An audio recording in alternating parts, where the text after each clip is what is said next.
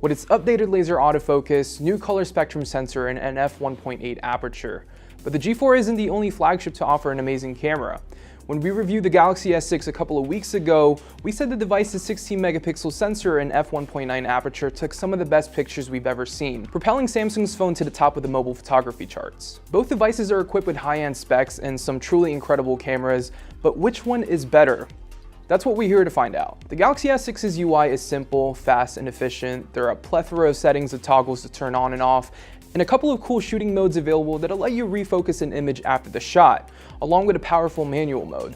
The LG G4, on the other hand, features three main shooting modes: Simple, which allows you to take a photo by simply tapping on the screen; Simple Auto, which allows you to tap to focus before snapping a picture; and Manual, which allows the users to take full control of the camera settings. We tested both auto and manual functionality to get the most comprehensive understanding of how these cameras work. We took a few photos outdoors on a cloudy day, and while both performed well, we noticed the G4 struggled big time exposing our subject properly when there was a lot of backlight. It has a tendency to overexpose images to a point where highlights clip, which is when the intensity of a certain area falls outside of the minimum and the maximum intensity. The Galaxy S6 didn't struggle with this issue. In terms of color accuracy, the Galaxy S6 seemed to be a bit more vibrant, while the G4 displayed a more accurate representation of the subject we were shooting. Now, this is due to the new color spectrum sensor inside the G4, which precisely reads the RGB values in the scene. We also didn't notice any digital noise popping up in either device, as you can see from the sample photos. Both the G4 and Galaxy S6 take some of the sharpest photos.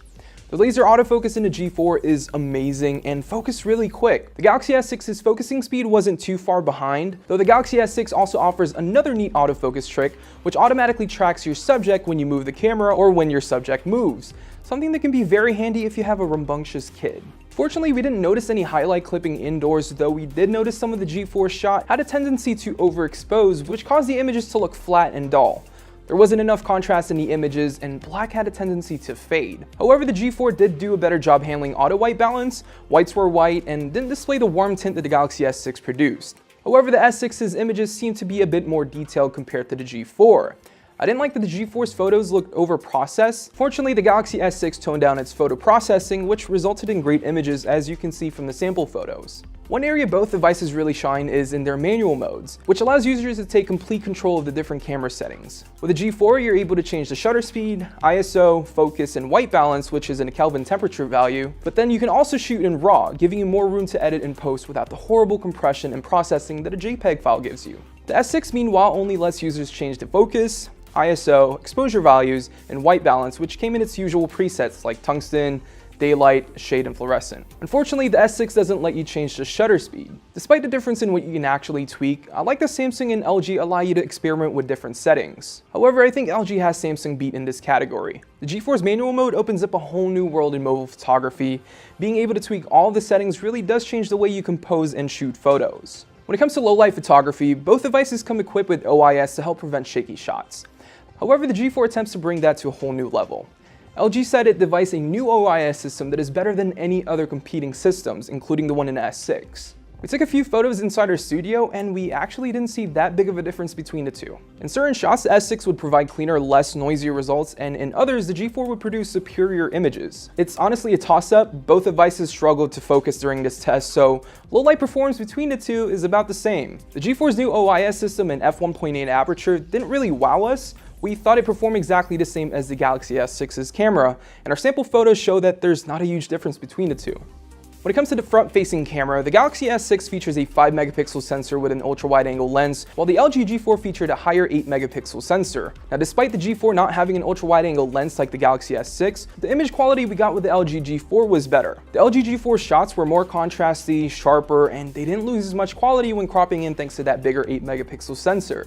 The only advantage I see the S6 has over the G4 is the ultra-wide-angle lens. It's the best for taking the ultimate group selfie, and it's far more flexible when it comes to framing the shot. Nonetheless, both are equipped with great front-facing cameras, and both have their individual perks. It just depends on whether you prefer better image quality or a wider field of view. I personally would rather have the wider angle lens just because I can frame my shots better. Let me stop the video real fast and thank our friends over at domain.com. It's the place to go when the next great idea hits you. It's a one-stop shopping for all your domain names and web hosting email needs. Domain wants to hook our fans up with a pretty cool offer. Save 20% on domain names and web hosting if you use the coupon code TechnoBuffalo. It's all one word in caps at domain.com's checkout. So when it comes to the video quality, both the G4 and S6 are able to film in 4K, 1080p, 720p, and slow motion. But the slow motion on the Galaxy S6 is probably one of the better slow motion features I've seen in any Android device. It's smooth and allows users to control where in a video the slow-mo starts and ends. Now with the G4 you can't really do this, instead it'll just play back the entire video in slow-mo. So as you can see from the example videos, the slow motion video we shot on the S6 looks much nicer than the G4. They're the same 720p resolution, but the G4's footage looked more pixelated and muddy. Now when we shot 4K video with the S6 and G4, we didn't notice that much of a difference other than the white balance, though the G4's footage was definitely much sharper to a point where it looks a bit overprocessed. The Galaxy S6 on the other hand featured a much more subtle look.